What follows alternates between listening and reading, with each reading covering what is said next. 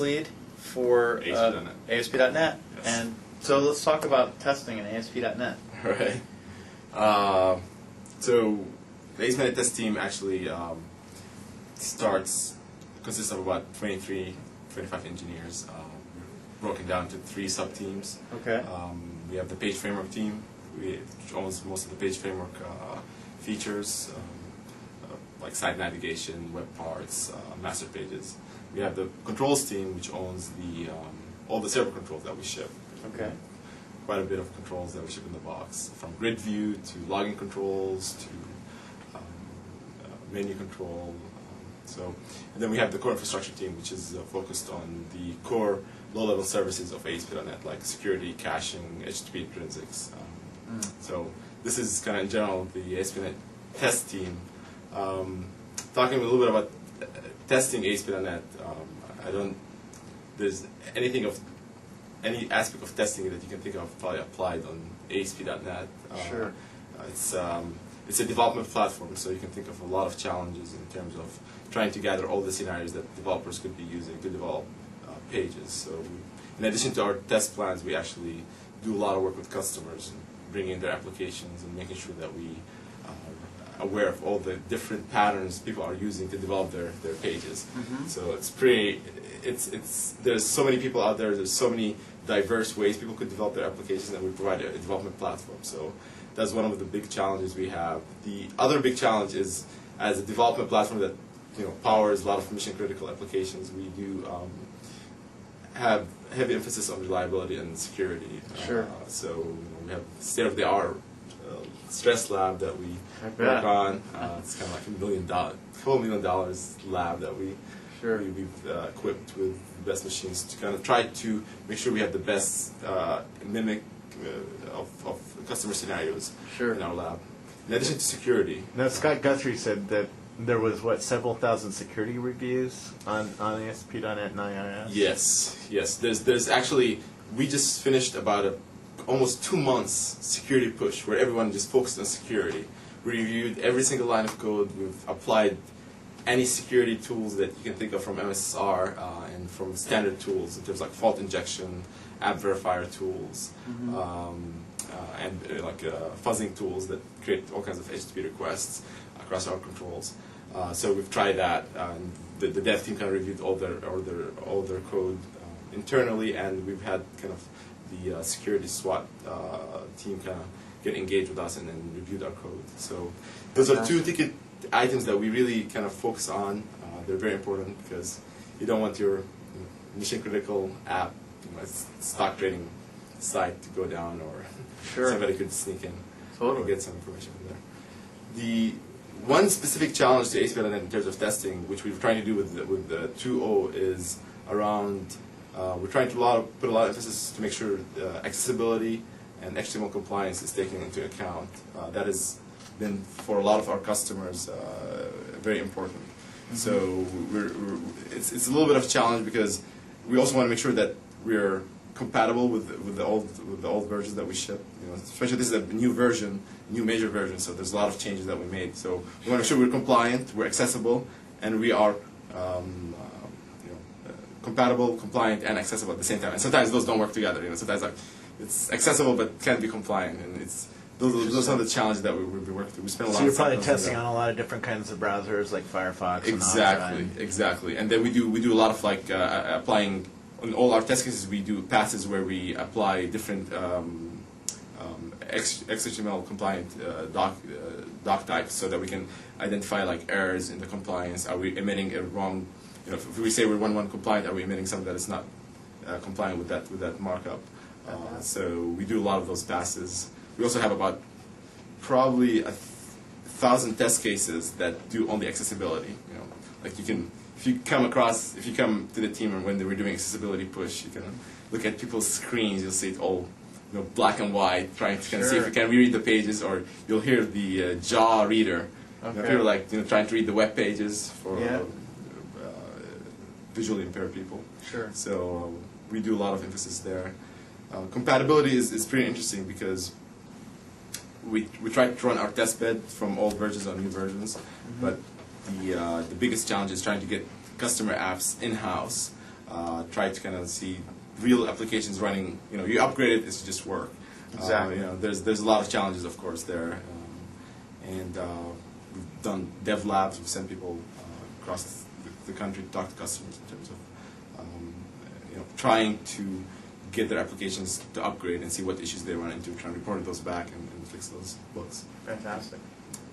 So 1.1 to 2.0 should be pretty painless. That's what we're trying.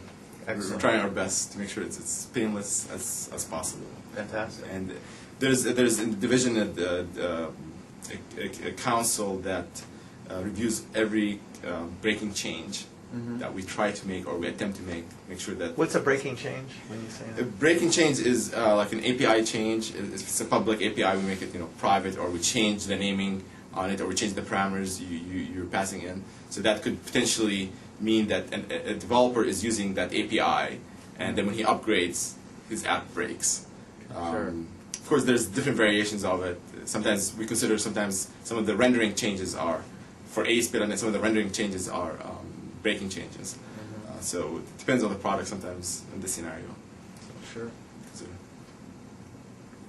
So if you change an interface definition or something, which you don't typically want to do. You definitely don't want to do that. And even if you want to remove an API, there's also an obsolescence process that we go through where for this version we mark it obsolete. So when somebody compiles their application using that API, it gives them a warning. So they can say, and it will tell them which API they should use to replace their API. So they can fix it. And then the next version will rip it out. So there's like at least one version release where they can actually do their migration slowly, so they don't just break. Cool. Yeah, we're going to migrate Channel 9 to 2.0, so maybe we'll Cool. Yeah, that'd be great. send you bugs. Yeah, and we'll meet also Kashif, who's in charge of compatibility for ASP.NET. Fantastic. You'll definitely be looking forward to using as many applications As you can. Great. Yeah. Fantastic. Cool. What's the challenge of your job? Challenge of job is making sure that the customer experience is as great as possible. Make sure we have as many customers happy as possible, and making sure that we find all the critical issues, all the critical scenarios that customer could run into before we ship the product. That's my main job. Is there any accountability on test teams if a bug gets in the product that you didn't catch? Yeah, it's funny because the test teams always gets blamed for. It traditionally gets blamed for any bugs that are found, but I feel that quality is accountable to test, PM, and dev. Sometimes it's the design. Yeah. It's a bad design that caused us to be in that situation, or it's. Well, the other thing that's, as you're mentioning, it's pretty much impossible to test every single customer scenario because Exactly. you don't know exactly what all of the components of a particular machine is going to have. Exactly. You don't know what applications they have installed on their web Exactly. servers. You don't know exactly what they're doing. Right. So it's very, very difficult. So you're Yeah. talking about the core functionality. Yes. And you cover that very, very well, obviously. Yeah, and we try to do as much as possible. We try to cover all the common scenarios, and we try to bring in big apps and look at their coding styles and say, oh yeah, here's the customer setting up his pages in this way with those X amount of subdirectories, and this may be something we should incorporate as part of our testing. Sure. There's also a lot of exit criteria that is. And what are exit criteria? Exit criteria are People basically listening. Exit criteria are basically a set of requirements that we need to meet before we say we're exiting this milestone. So basically, we say, for example, we want to be 100% compatible. Are you 100% compatible? And here's the metrics to measure it, right? If you're not, then you cannot exit. And if we don't exit, we can't ship, right? So this is kind of like an exit criteria. And there's an exit criteria defined around many areas of testing, like side by side. Are we running? Can you run? Like there's 8 key scenarios that we should be running under. Do you pass all those scenarios? Compatibility, clustering, accessibility, IPv6. There's a lot of exit criteria that we incorporate as part of our testing to make sure that, hey, we didn't forget about something, or platform coverage is also important. Win2K3, Win2K, all the platforms that we think our customers are going to be using, we're covering. Any platform that we are advertised that we support, of course, we test on. It's a huge matrix. Absolutely. I'd love to see some of the threading issues that you've run into when you massively stress test ASP.NET, because it handles it very, very well. Yeah. But it'd be fun to check that out. Yeah, we definitely can show you some of the stress bugs we find. We talk to Sure. some of the stress team folks that we. What's the actually- funnest part of your job? That's a good question. What's the funnest part of my job? Yeah. The funnest job, I think I find the funnest part is when you talk to a customer and he just says, "Oh, this is really ultra cool," right? And it's you're like, "Oh wow, we're doing the right thing as a product." Sure. Or when I see a customer running into a scenario that we've identified earlier and we fixed a bug in that scenario and we said, we want to fix that issue because we think customers run into it. And then I see a customer kind of running through that scenario and say, "Hey, it works really well." So making me feel good about doing our jobs right. So Excellent. that's cool. Very cool. Where does the testing process break down? Why in the past have bugs gotten into products? It's tough. And what have the testing teams internally learned from Right. past experiences?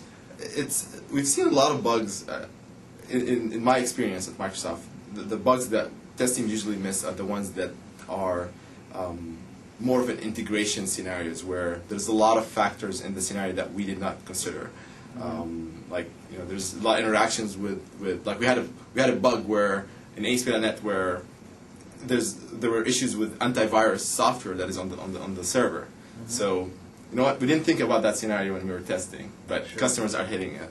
So those are some of the challenges. That's sometimes where the process breaks down because the matrix is huge. It's infinite number of scenarios, and what you try to do is through beta programs, early adopters, try to cover as much of the spectrum as possible. But it's always a challenge to make sure you're covering every scenario. That's why we have a QFE process. We have a process where we can provide customers with patches in case they run into issues that we.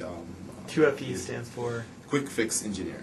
Okay. Yeah. So basically, somebody runs into an issue, they usually call PSS. PSS is? Product support. Okay. Yeah, gotta make sure because there's a lot of internal Microsoft Sure. jargon. Sure. If I'm on the outside, Yeah. I'm like, oh. And We use a weird language up here. That's right. Yeah. Yeah, so they call PSS. We have engineers here that kind of look at the issue. They say they see the problem. They provide a patch. We build it. We test it. We give it to the customer, and it's automatically incorporated in the next version. So Right. so nobody could run into it again. So now you have to, you have to design as the test team. You design the test matrix. Yes. So Yes. clearly you're working closely with dev. Yes. And Yes. dev, obviously, they write their own test cases for their implementations. Yes. And then you go ahead and write your own. Yes. So let's talk a little bit about the interaction between dev and test. Okay. Because you're both engineers. Yes. Right. Yeah. In all Yeah. sense, you're both devs. Right. Just that one dev does less testing than the other. Exactly. I mean, And one implements. Yeah. And breaks. Right. So let's talk about that. They say, for every line of code the dev writes, a test engineer writes, 10 lines of code in counterpart to test it. So usually our test team is involved with devs from the initial design process of the feature. Excellent. There's a lot of things we think about when the test engineer is involved in that process. Like, is this feature testable? Can I actually write automation to test it? Is this going to cause a bug farm? Sometimes there's design that we come up with that it's going to take us, it's going to be impossible to test it, and it's very prone to bugs. Mm-hmm. So we try to kind of avoid those designs and say, okay, maybe we should revisit the design. Is this feature maybe is not worth doing because we're not going to be able to provide good quality assurance within the time frame that was provided for us. So Now, are you compensated to find more bugs? what's that? Are you compensated based on the number of bugs you find? We don't really use that for compensation. It's Okay. basically a data point that we use in terms of how many bugs are we finding in this feature area, how stable is this feature area. Right. There's a lot of factors we find we put emphasis on in terms of reviews. I mean, like the bug quality, the understanding of the feature, the completeness of the test bed, and things like that. So, Okay. I mean that's really what you're asking, right? Yeah. I mean, it's like as a developer, how do you get reviewed? Yeah. Right? You get reviewed for for writing good code, Right. not for, you don't get dinged because you happen to have 100 bugs and some other dev had 60. That's not how it works, right? It's the quality of the code you wrote in the sense of the design, Yeah. the feature, like was it something that was really cool and really brought the product to a new level. So So I'd you- imagine for you, it's like, wow, we're almost ready to ship, and tester X found this bug where, in these certain circumstances, Yeah. ASP.NET would blow up and the CLR would explode. Exactly. So, that would be like, wow, nice job, bro. Yeah, exactly. And sometimes there's a concerns that come out of that, like, oh wow, this is a mainline scenario that we're finding, 2 days before shipping. Why did we not find it, right? Sure. There's also those questions actually get asked a lot when we go to ask mode, when the division goes into ask mode, and basically we're asking the division to fix every single bug we want to fix in the product, so that it gets enough scrutinization. So they ask us, like, why didn't you find this bug earlier? And what is basically forcing us to do some root cause analysis on the issue so that it doesn't happen again. And if there are any broken processes within the test process, we can go back and fix them.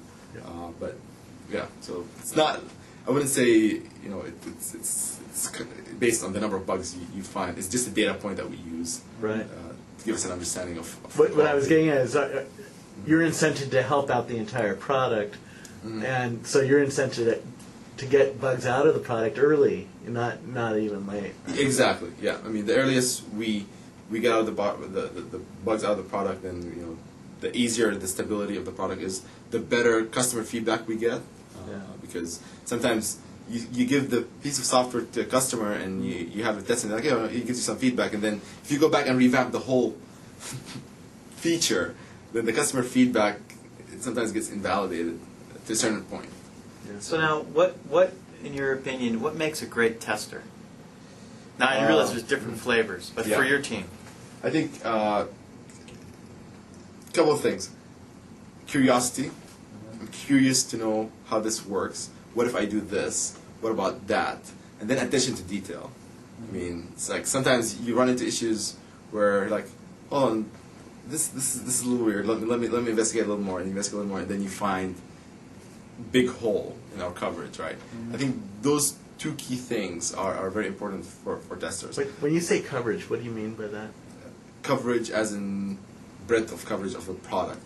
How much coverage have we tested in terms of testing feature areas? Okay. So,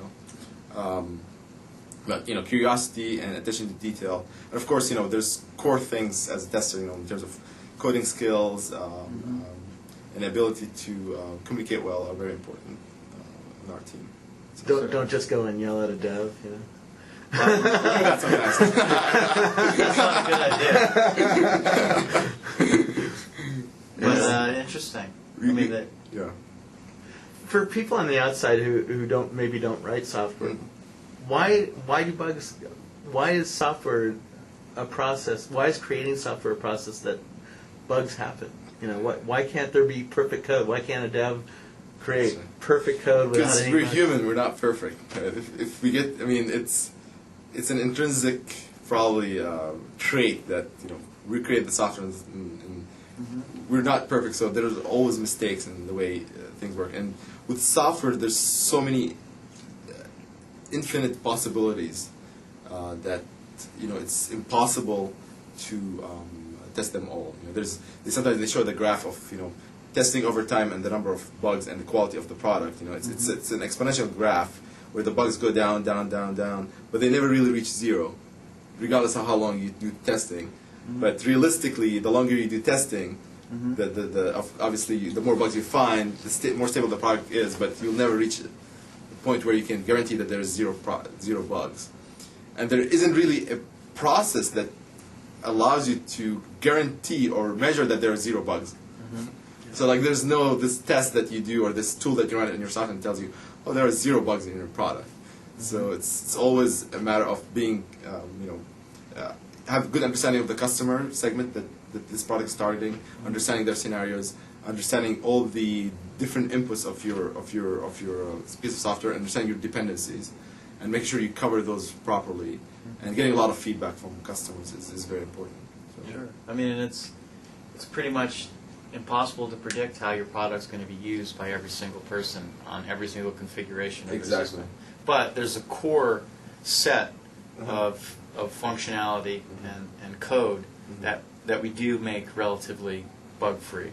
That is, right, so we can check to make sure we're not leaking memory, right? Yes. We can make sure we're not, overriding Exactly. buffers, that Exactly. kind of stuff. So Yeah. And when you we're say getting bug- better at that every day. Yeah. When you say bug, on the outside world, I think of blue screen of death as bug, right? No. But No, bug I can see. mean everything from a little misspelling. I think of a bug as an error message that doesn't have a period at the end of the message, right? They can be considered a bug, right? Sure. Of course, we tried our best to make sure that the products are the best quality you can get, and we spend a lot of resources and engineer cycles on making sure that we're shipping the right product for the customers. And ASP 10, 11, we've done Great work. to get it to that quality, and then we're shooting even to get the better quality for 2.0 and better reliability and performance. So, since Microsoft is a people business, really, I mean, we don't have factories here other Yep. than maybe a CD burner somewhere. I don't even know where that is. Yeah. But how can schools better prepare students for the art of creating software? Exactly. So actually, that's an interesting question. In the when I went through my schooling, for example, there wasn't much emphasis on the product cycle of software and what it all takes to build the software. The most emphasis was on technology, learning the technology, and how to design the software. But there wasn't anything in there that tells you, yeah, you can do that, but that by itself does not allow you to ship, world-class software or quality software for customers to use. So I think incorporating some of that material in the curriculum for like computer engineering and computer science programs will prepare our students that graduate in those degrees to have better understanding of what it involves. I think software testing is probably one of the least visible, least understood areas for our customers, and sometimes for Microsoft engineers that have not been involved in testing. They just think that the software just gets written and then somebody does some testing and then it's, oh yeah, we're good to go. But it's huge, process and a lot of effort that goes into it. Like some of the candidates that we get from college that do interviews for software testing, you can tell that they don't have a structured testing approach because they've never been exposed to it, we try to kind of look at more of the core competencies like attention to detail, the core smarts of the person, than actually the structure of the test. Is he covering stress, performance? A lot of candidates come in, they never heard of stress testing or capacity Really? testing. Yeah, there's some people that never heard of that. So what is stress testing? What about security? Because I keep hearing that too. You talking to kids that they get very little security training, like what what we do here now with Michael Howard's program. And stuff. Exactly, and I think security is as software. I mean, I think of it as as software. As the software industry grows and gets into everybody's lives, security becomes more and more critical. And at Microsoft, we're with the Trustworthy Initiative, we're trying to do more education. We're trying to incorporate more heavily in our development cycles, and it is heavily incorporated now. When you have a security bug, it gets fixed. There's no question about it. There's nobody, even if it was the last day, we're shipping today, security bug gets fixed. We spin the cycle, we do it. There's no questions about it. So that is great for our products, and we're producing much more secure products. But bringing that back, I mean, there's a lot of security is also, it's a way of thinking, and it's also a technology that you can learn in terms of how do I do security testing, what is security testing, what is a buffer overrun, what is a cross-site scripting attack, what is an AV that could cause other functions that could potentially lead to the denial of service attack. Understanding all those issues and how they could happen, educating people about it. When they write their code, they can start understanding. Oh, maybe I shouldn't do that because it could cause a denial of service attack, or could cause a cross-site scripting attack.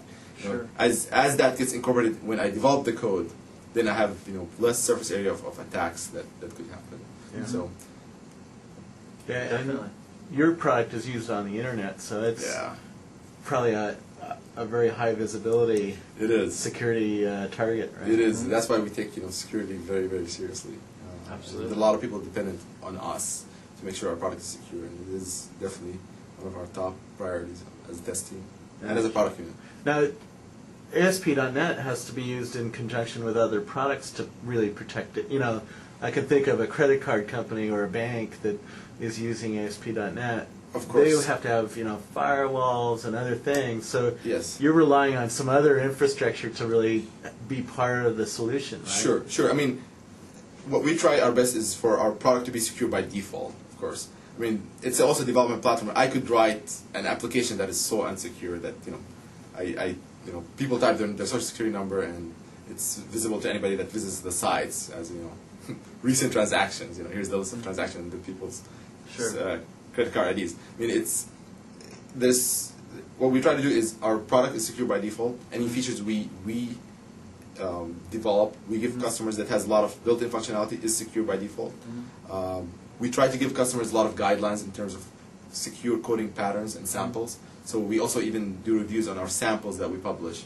Sure. Are they secure? Are we using the most recommended pattern? Are we using the providers? Are we recommending customers to write providers in the most secure pattern? So we do a lot of that. But obviously, there's a lot of, the ecosystem around us is also needs to be secure. If there's a bug in Windows, it's going to be hard for us to address it. Well, I'm thinking more of the attacks are going up to the application level now. So developers have to become much more astute. Yes. And the attacks are getting much more sophisticated. Exactly. Phishing and, my ex-wife had money ripped off because she filled out a form that she thought was from a bank, and people are getting more sophisticated, and and we're addressing that. Yeah, we're addressing attack. It's a hard problem. Yep. I mean, We're that's addressing mental, right? definitely. That's society. That's a different kind of bug. And as we address all the issues, more come up, but we need to be very proactive in addressing those. Sometimes you do like a defense in depth approaches where you say, right now I can't think of a vulnerability in this piece of code, but I'm going to change some of the things because just in case people could think of some scenarios, or in case this thing could happen, I've already have a defense deep inside the system that will prevent that attack. So it's I mean, they're getting more sophisticated. The developer, of course, has to be aware of what he's coding, but we're doing a lot of work to make sure that the features we provide for the developers allow them to write secure code by default. Sure. So if I use my data grid and I just put it on the page, we're gonna protect your view state. We're gonna protect the data that we produce ourselves when you put that data grid on the page. So basically, I mean, you're ensuring that a hacker can't hack the ASP.NET process. That's right. Of course, yes. So they can't. That's the real worry. If a developer is going to write an ASP.NET application and share a user's credit card information and ask them for stuff that's not protected, well, that's nothing that the ASP.NET team can do anything Exactly. about. But we definitely, for sure, make sure that ASP.NET out of the box is secure. Of course. How do we know until it's been used for 18 months or 24 months? We have a lot of technology that we use today in terms of our,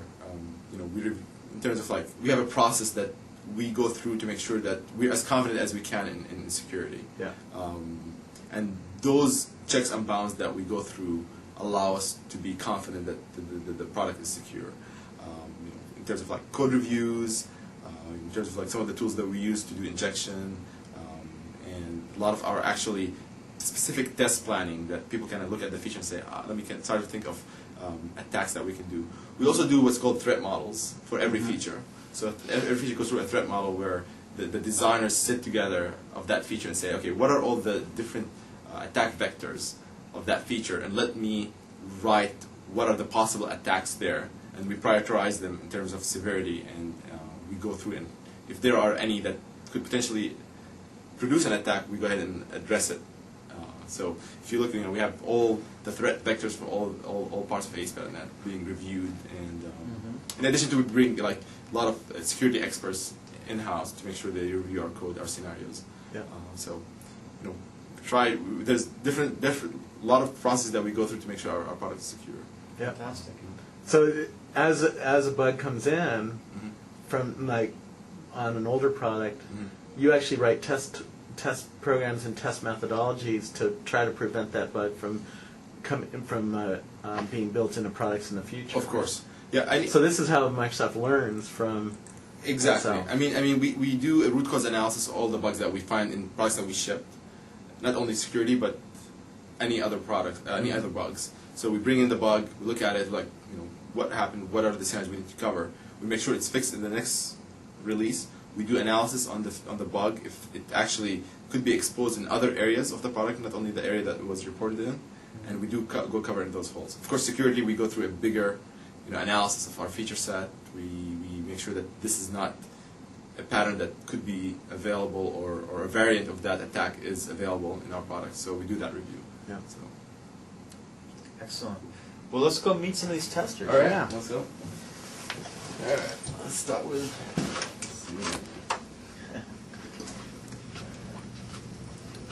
So this is Kashif. Talked a little bit about compatibility. Cool. Kashif is the guy who leads our ASP.NET compatibility efforts. Hi. Hey, how are you doing? Good. He's also Nice to meet you. test lead for Page Framework. Kashif. Charles. Charles and Robert. Hey, how are you Robert. doing? So you're in charge of compatibility? Yeah. So are you running Firefox on your? There are three different kinds of compatibility. If you look at browser compatibility, markup compatibility, meaning XHTML compliance and stuff like that, and then there's backward compatibility. So I'm owning backward compatibility. We have other people on the team owning browser caps. So you're the sad guy who gets to run Windows 95 or something? No, we weren't there with Windows 95, so it's better. Yeah. We're working on V11 apps from customers. Like a lot of times we run into issues where customers use the product in totally unexpected ways, and the behavior is not really documented in any way, but it seems to work.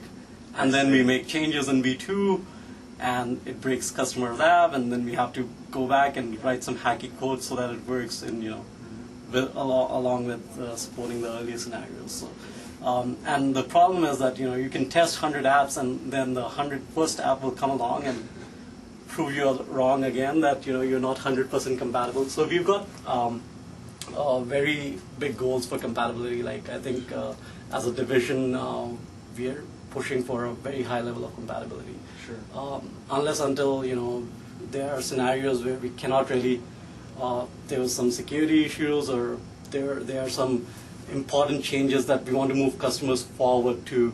Let's say XHTML conformance. In some cases, we might end up breaking customers, and we cannot help that. Sure. Customers will need to make certain amount of changes. But I mean, theoretically, if I have a 1.1 app, I should be able to compile it against 2.0, and the compiler will tell me whether or not a class is still around or not. So Right. the interesting thing is that with ASP.NET it's mostly dynamic compilation, right? So you run your pages and then you'll find out whether things are working or not. We will. If you architected it that way. The errors will actually point to failures, but in some cases the changes are not really that the class is missing or something like that. They are really behavioral changes. Okay. So sometimes for customers it's difficult to diagnose. Why doesn't this look the same, or why doesn't the script doesn't work? Why doesn't it work?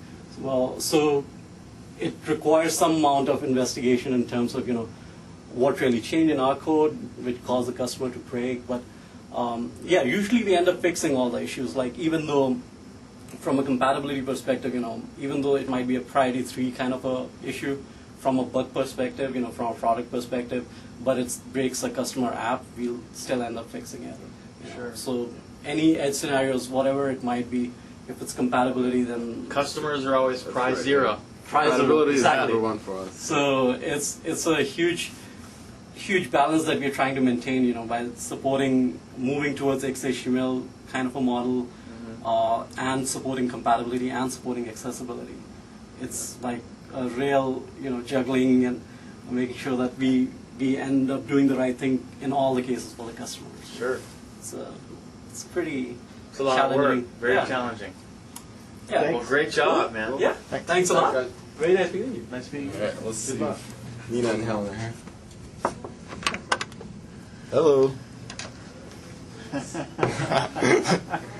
This is Helen and this is Nina. They both work on actually. Nina works on Ching's team, on the controls team, and Helen works on the page framework team. I don't know if you guys want to talk a little bit about you own for ASP.NET. I own personalization in version 2.0 and async pages. And So basically, when you say personalization, what do you mean? so it's basically a framework that allows you to persist user or shared customizations on a page. Okay. So let's say you want to have like certain web parts throughout the page and like drag and drop into different zones according to what you want. Personalization framework allows you to store that. Very cool. To the database. Yeah. A lot of testing work going on right now. Yeah. We're actually in the middle of our ZBB test pass, so there's a lot of Zero bug bounce. Zero bug bounce. You're right. Yeah. We're, What does that mean? What does zero bug bounce mean? Zero bug bounce. It's Yeah. basically a point in the schedule where you fix all bugs that are older than 24 hours. Basically, hitting that date gives you confidence in your ship date that you're pretty well set in terms of the upcoming schedule. So you try to actually identify all the issues right before that date so they get fixed, and then we reach that point in the schedule. We're like, okay, cool, we're doing really well. Cool. It's They're kinda pretty like a intense checkpoint. in there, aren't they? Yeah. So we're with Channel 9, by the way, in case you're wondering why we're walking in your office with the camera. So thank you very much. Thanks a lot. Thanks. Good luck to you. Let them fix the bugs. This is Erinel. Hi. Erinel owns all the Data source control. data source controls. Ah. All the The data source new control. data source controls we're building in 2.0. Now, when I used to do the VBITS conferences, the Visual Basic conferences, and the Visual Studio conferences, the data tracks were always the most well attended. So I know you probably have a lot of pressure on you And to a get lot it of- right. Yeah, and a lot of posts on the forums, and yeah, it's a very loved area. Yeah. People love it. You can't build an application without using data. What's the coolest thing about data controls in the next version? The coolest thing, The coolest thing. the fact that you can achieve so much with no code. Just clicks in the designer and everything is built behind the screen for you. I think Scott probably demoed some of those. Yeah, he did. Oh, yeah. It's like totally zero code data grid that binds to backend To a SQL, database. and then you do like you get edit, sorting, paging, all. Now, as a tester, you probably know the product better than a lot of other people. There's probably very few people even at the company that know the product better than you. I Right? like to believe that. I like to believe that. So, do you get to go and do talks at Tech Ed or at PDC, or do they keep you here hidden in the? It depends how much they need me here. Yeah. It depends on how much I'm needed here. We need internet a lot here. Well, thanks. Well, It's thank an honor you. meeting you. Thank Great you. job. Thanks. Thank you. All right. Cool. So we have Fede and Jeb. Jeb is our actually new intern. He just started on Monday. Oh wow. All right. Cool. And Fede owns all the logging controls for ASP. So you're an internship. You're an intern here. Yeah, I just started. So you're here for the summer then, or? Yeah, for like 10 weeks until the beginning of August. And are you going to school then, or? Yeah, So- we'll be in the fall. I'll be back at school as a senior at Yale. What's Yale? Wow. That's impressive. They didn't let guys like me in schools like that. So what are you guys working on? Well, I literally just started, so I've been like, I'm still sort of in the learning stage, getting my bearings, figuring out what's going on more than doing any new work yet. So. What was the process like getting an internship here? Fun. Certainly not easy, but it was fun. It started, Microsoft actually comes to Yale campus, so I actually got a phone interview, contacted some people at Yale who sent me to Yale runs a webpage where I sent in a resume. Set up a phone interview, and then they flew me out here earlier in the spring for sort of like a day-long bunch of interviews. And then heard shortly after that I'd gotten an offer and told them I'd love to come. So why did you come to Microsoft? Why not go to somewhere else?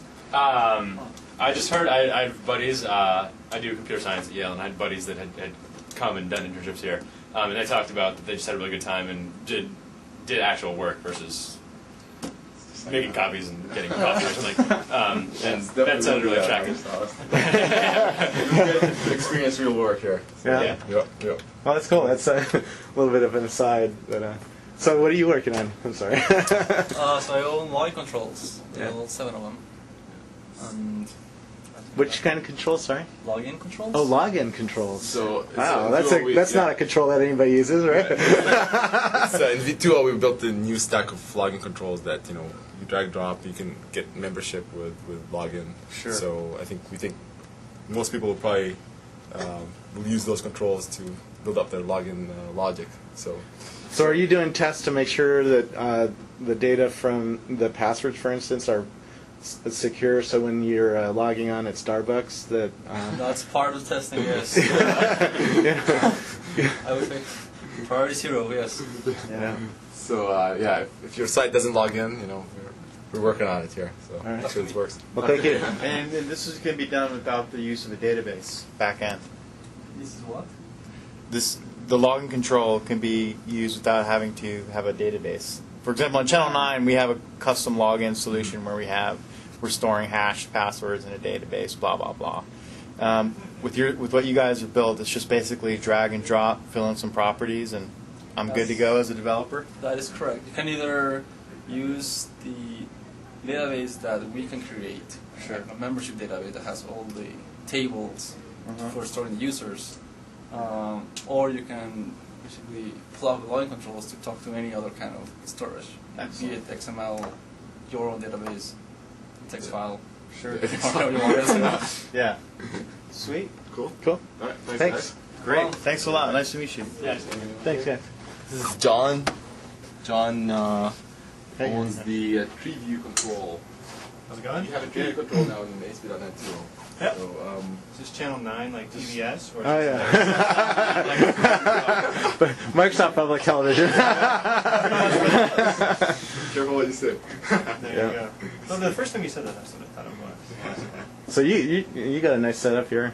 How come devs and testers always like living in the dark? It's not dark. It's The fluorescent lights are evil. Yeah, you're another one. You never like lights They're either. evil, man. Yeah. They're evil. So bad for the complexion. what's cool about the tree view control? There's client-side population, so you can type to a database, and you don't have to post the page back every time to get data from the database. It can just inline kind of push the data in. Oh wow. So it's kind of cutting edge. So you're using XML HTTP? Our own implementation of that. Yeah, we call it callbacks. Callbacks. So we can actually call back without actually posting back.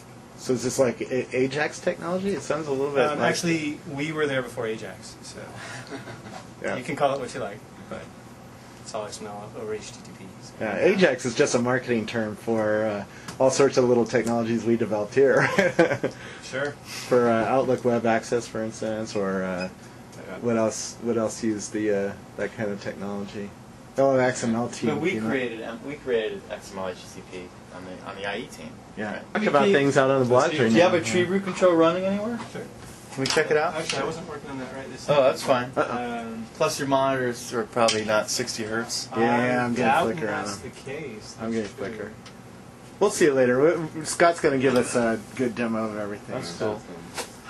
Very cool. Thank you very much. Technology to Great, you have to great. build your own. Thank Sure. you. Thanks for stopping by. Sure. Thank you. Yeah, it sounds like you guys are putting in a lot of really cool features in 2.0. Yeah, it's a lot of new features. It's going to be an amazing product. Yeah. Ching is not here. Ching is not here. Ching is the lead for the vision controls team. He also owns compilation. So it's pretty much rundown of our team. Right on. Well, thanks for the little tour, and Hopefully next great. time we'll talk a little more about. Well, so what are we going to talk about next time? So we'll talk a little bit about the more in details about what areas we test for ASP.NET in terms of compatibility. We'll dig more into it, the accessibility. I mean, we talked a lot about it. We'll give you guys some High level. Let's go deep into it. Yeah. can we see some demos with automated test Of tools course, you guys yeah. use? We'll do that too. We'll give you guys a demo of some of our tools. our And go into the technologies. lab, maybe. We'll do the lab for sure. Cool. That'll be fun. Looking at the stress machines running, that was always a cool experience. So, Sure. All right, Definitely. Awesome. Thank you very much. Thank you very much. Thank you. Thanks Nice so to much. meet you. All right, take care. Take care.